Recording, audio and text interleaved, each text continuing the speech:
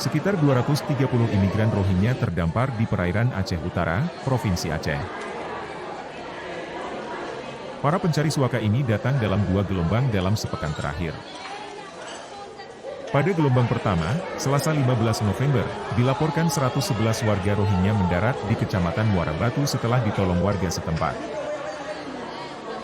Kemudian, pada Rabu 16 November, 119 warga Rohingya kembali terdampar di Kecamatan Dewantara, Aceh Utara. Kini ratusan pencari suaka tersebut telah ditampung di balai desa setempat.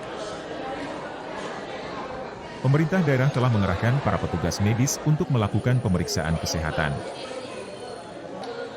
Sebelumnya para pencari suaka ini ditolong oleh nelayan setempat setelah kapal yang mereka tumpangi terdampar di perairan Aceh Utara.